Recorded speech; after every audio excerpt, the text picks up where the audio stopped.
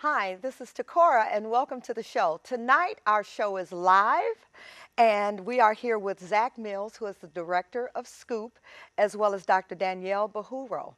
So you can sit back and relax. Sit back and call us at 312 738 1845. 312 738 1845. We'll be right back.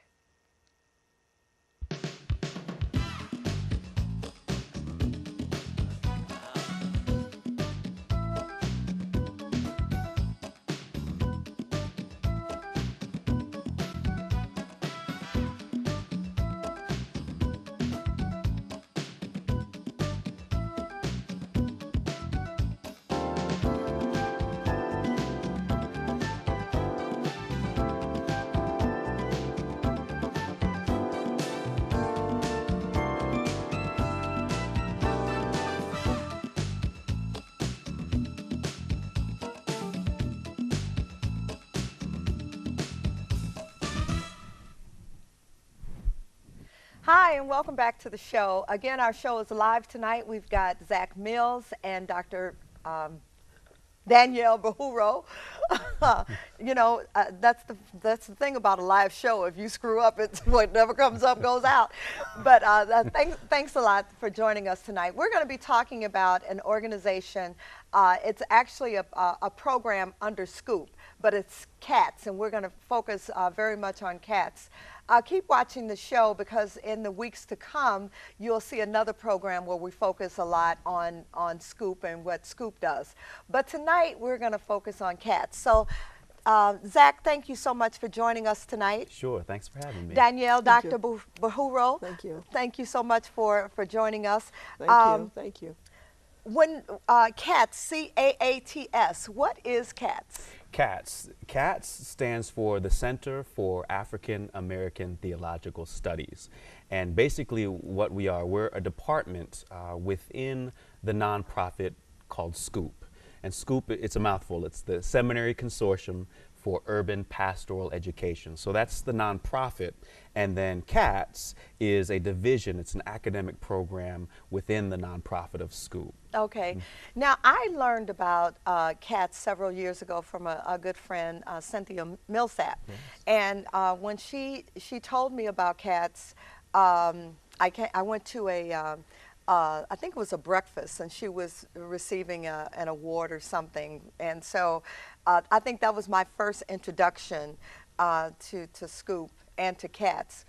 But when I decided that I wanted to work on my master's degree, I really wanted to focus on African American history. And because my focus is African American history, African American religious history, I wanted to be able to get classes that really focused from a religious standpoint on Africans and how our history became what it is in terms of our religion. You know, where do we start? How do we start? Clearly, I already knew that what we serve and how we serve God is very different from the Europeans. And so that was kind of like a given to me since I've been to a European-centered environment. So when I decided to work on my master's, I thought, well, Scoop would be ideal.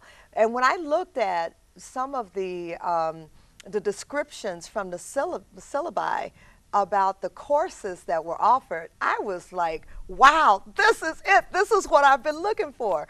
So I'm really excited that you can talk to the audience, because if anybody out there is interested in religious education, how it relates to us, then they need to hear what you've got to say. So let's kind of talk about some of the courses that are offered. Sure.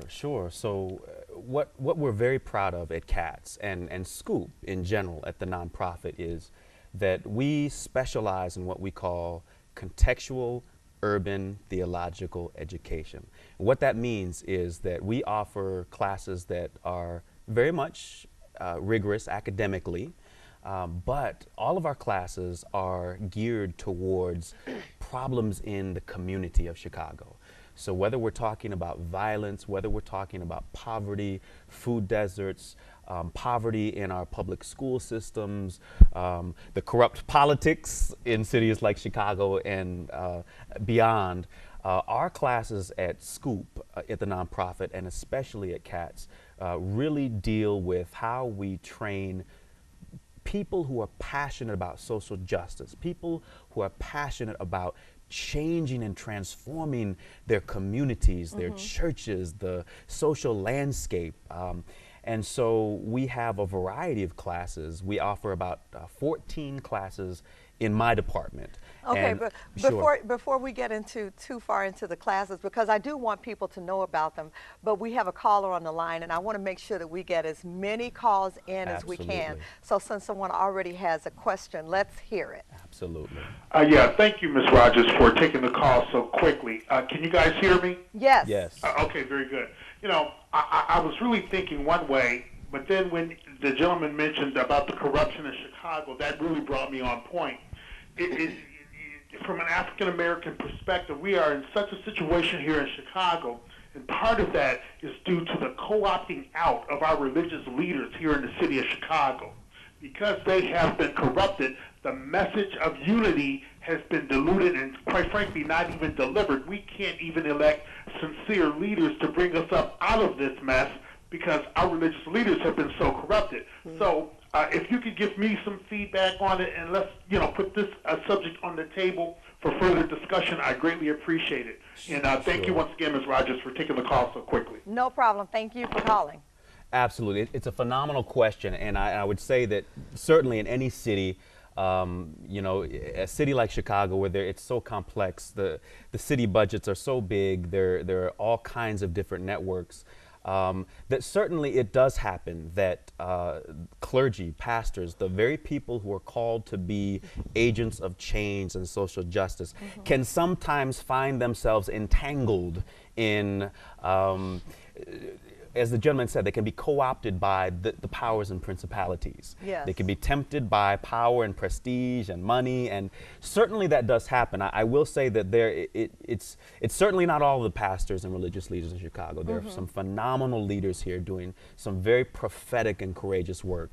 But the gentleman's point is very clear and right, that there are leaders in Chicago, religious leaders, and beyond Chicago, who are not operating in what we would call the prophetic, as prophetic of a tradition that we have inherited. The prophetic meaning those ministers who would speak truth to power, who would challenge corruption, who would expose injustice in politics, in society, in religious circles. And so there's certainly a need, while many leaders in Chicago are doing phenomenal work and who are challenging powers and principalities. There's certainly a need for a new generation of younger men and women of God who are not, whose highest aspiration is not to pastor a megachurch. Yes.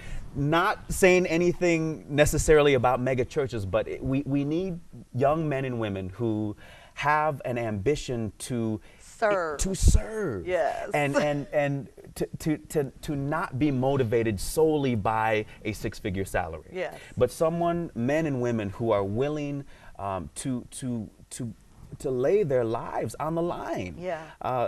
So many leaders in our tradition have said, if you have not found a reason in your service, a cause worthy of death, you have not really lived. And so I think what we are trying to do at CATS is we are trying to inspire, to cultivate, to empower a new generation of leaders, and not just young leaders, leaders in general. We have students come to us who are 60 and over, students from right out of college. And so what we're trying to do is we're trying to empower a new generation of clergy, of lay folk, to have the courage and the audacity to challenge corrupt politicians, to challenge pastors who are living, for whatever reason, below the benchmark of success, of excellence, I should say. And so that's our primary mission. So, brother, that's what we're trying to do at CATS. You're right on. There is definitely a need for a new model of pastoral leadership and ministry that has the audacity and the tools to be able to challenge injustice. Okay.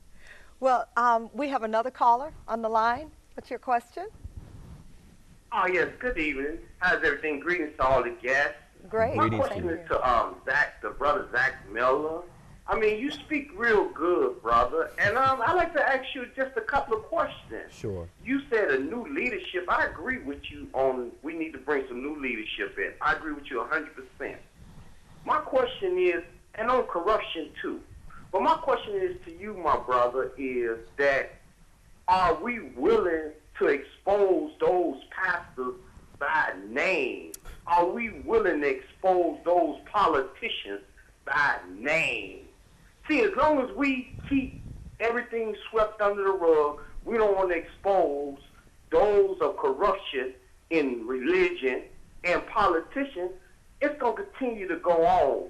Case in point, the priests been molesting little boys all over Chicago.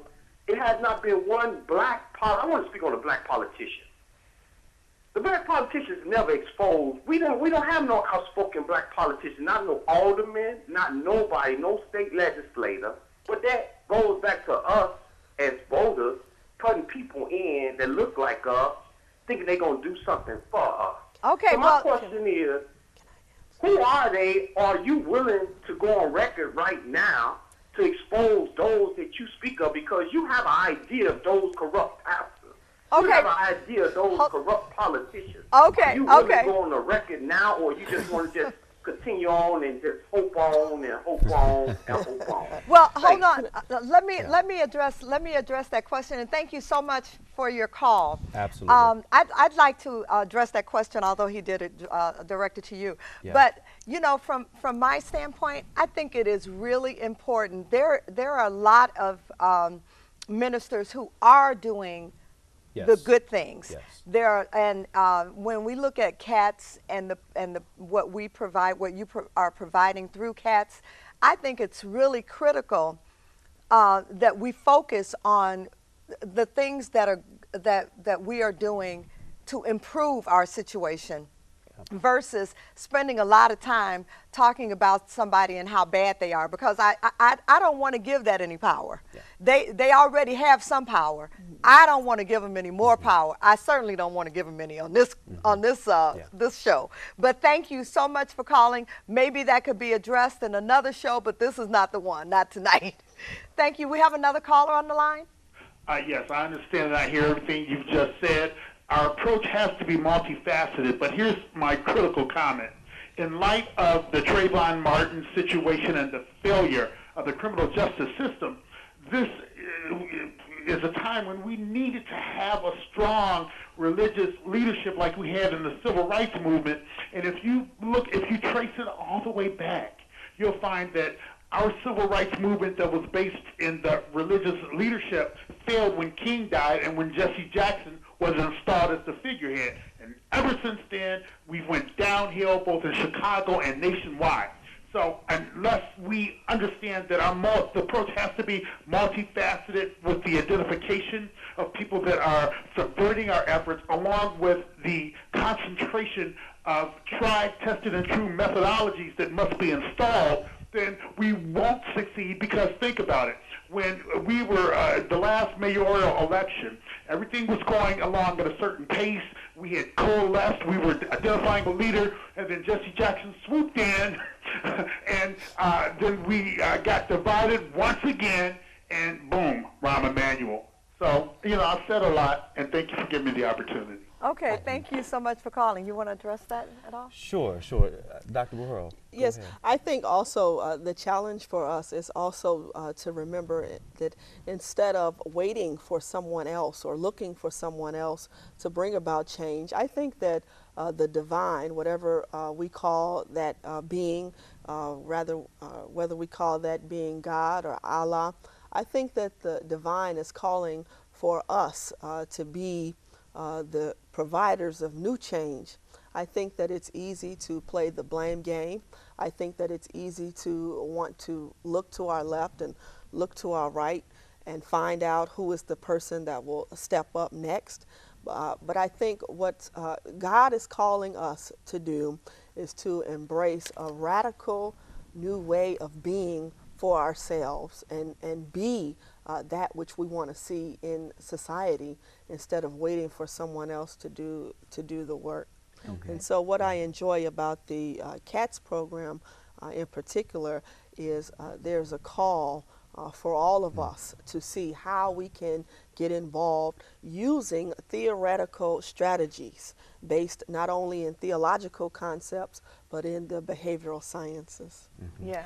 Yeah, I really appreciate this question, and I think you know, I think it's important for us to always remember that even, you know, if we're talking about civil rights, you know, Dr. King, when he came to Chicago, faced significant opposition, not Yes. just from city leaders and politicians, But but from black also pastors here from in black the city. pastors, absolutely. Right, and so Yeah. while there were certainly folk like Reverend Clay Evans and Jesse Jackson that rallied around Dr. King, there were other pastors that did their best to get Dr. King from developing, you know, becoming entrenched in Chicago. Yes. And so I think in any generation, there's always going to be a certain level of resistance in Right. whatever community we're talking about. If Yeah. we're talking about the project of justice and fairness and equality, there are always going to be those group of dissidents. And unfortunately, in the religious community, Right. those people who have said, God has called me to be an agent of peace and Right. justice. Unfortunately, in any generation, that's going to be the case. And so, as Dr. Buhoro said, what we are trying to do at CATS is we are trying to be that trumpet, that clarion call that calls people in this present day and time, whether you're a Right. pastor, whether you're someone sitting in a church pew, whether you're a pianist, whether you're an entrepreneur, we are trying to call black folk in Chicago, folk of color in Chicago, to a higher standard of leadership. Right. And so we can only be accountable for what we do in the present moment. Right, And so right. we're trying to be good stewards of this present moment so that injustices like Trayvon Martin's murder and others, Right. we as a community can come together and each do our part. And I think one of the things, and caller, I'll be right with you. I know that there's someone holding. One of the things that I like about Scoop and about CATS is that you do provide the training that we Yes. need. I mean, it's one thing to say that we need people who will get out there and do it, but if you don't know, if you don't have a strategy in place, you don't have any idea of which way that you need to go with that. You know, we need training for that, and we need training from people, by people, and for people that look like us. You know, and that's not to say, because I'm a student at DePaul. DePaul is not known to be an African American, you know, community. You know, but I think that I can get that education at DePaul, and I can also get the education from CATS that relate to my community. And I think a mixture of those two, as long as I can keep my feet, you know, planted on the ground, I think that that's a strong foundation. And that's what I like about CATS. It's so African American focus. Absolutely. That's one of the reasons, like I said earlier, that I decided to come there. We have another caller on the line. Hello. Are you there? Okay, well, maybe not.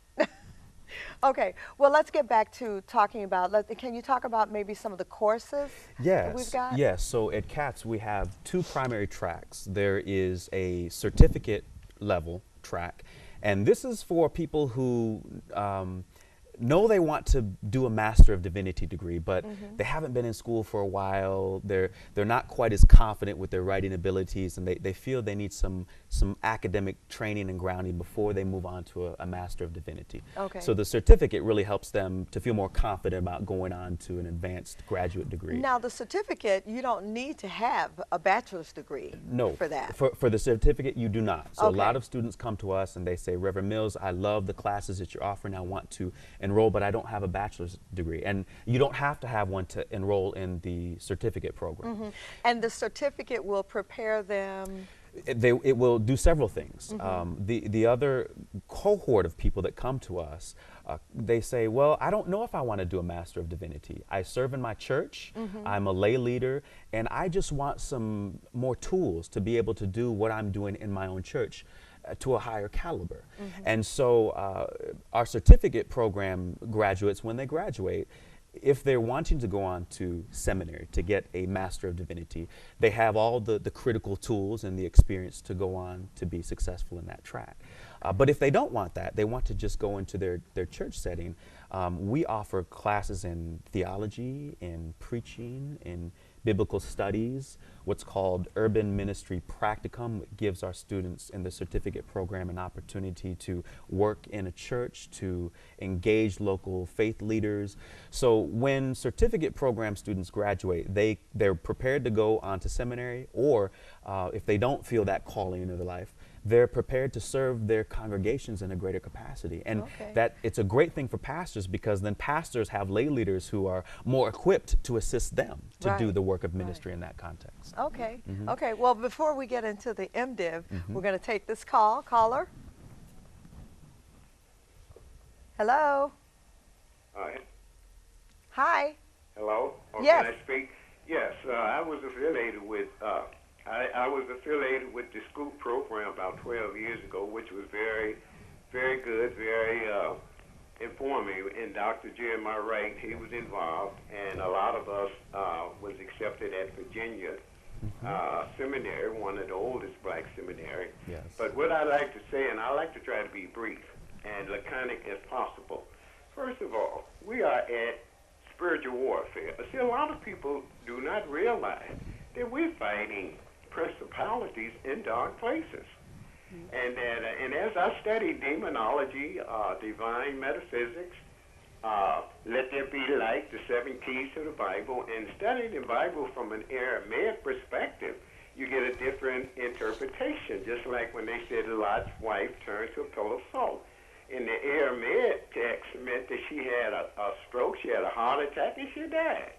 But a lot of people take that scripture literally as she turned into a pillar of salt. You see, text without context is pretext, and pretext is a false statement contrary to the truth.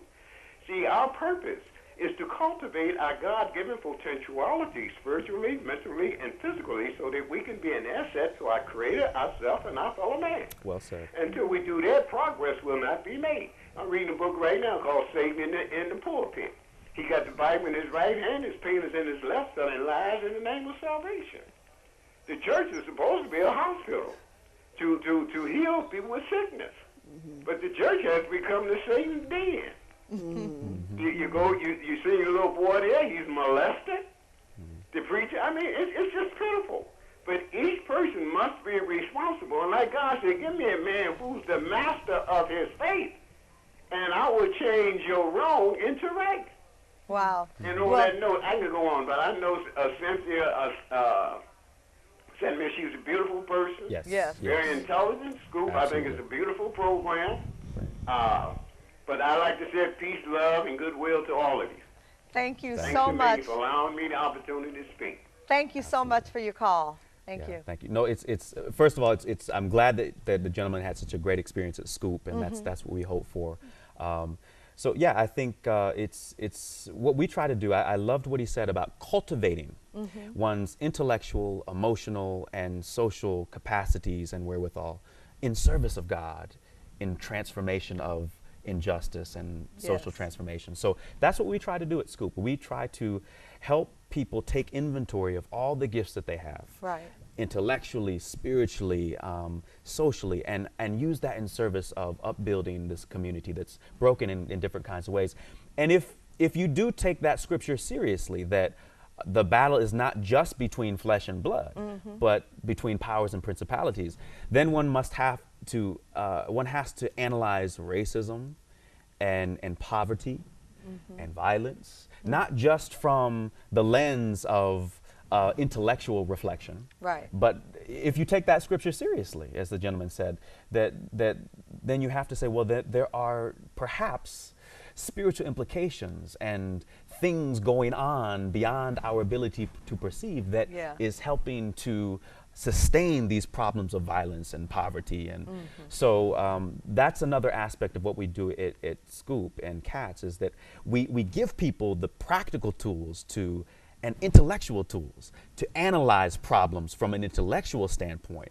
But then we also encourage them to bring the best of their faith traditions and their theologies and their experiences so that they can begin to imagine how might the spiritual realm be impacting some of these negative physical experiences in our communities. Yeah.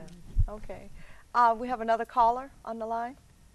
Yes, my name is JP, and I wanted to just ask the guests if they were familiar with the Christian Community Development Association and its 8 principles and its founder, John Perkins. Okay. Heard of it, not as familiar with the 8 principles. Okay. John Perkins is an African American. He's actually in his 80s now, and he has inspired a number of people in ministry. Actually, thousands all over the world. His 8 principles include relocation, living among the people, reconciliation, people to God, redistribution of resources, leadership development, listening to the community, and also church-based, holistic approach and empowerment. And it's a philosophy that reaches just churches of just different kinds, from liberal to even people at Moody Bible Institute and North Park University and Trinity and Wheaton have really embraced this philosophy of the CCDA.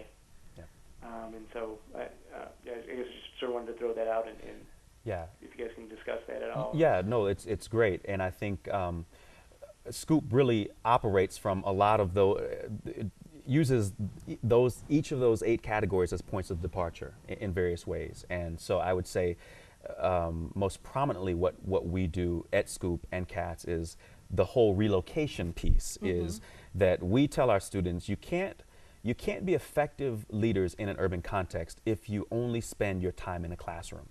And so the whole relocation piece is helping people relocate, not just their bodies, but their minds and their experiences, so that they begin to think more broadly about the different places where they need to occupy, so that they can be challenged, so they can feel the risk and vulnerability necessary for those powerful revelations of the Spirit. So the relocation piece for us is very important. At CATS and Scoop is so it's necessary for our students to relocate, to be immersed in the context of the communities that they want to serve, and to think about the city as a classroom. Yeah, that's great. We have another caller on the line. Hello. Yes. Hi. Hi there. Your question? Hello, can you hear me? Yes, I can hear you. We all can hear listen, you. I want this question directed to Zach Mill. Where is the location of your student learning? Where's our office located? Is that the question? Caller? Yes.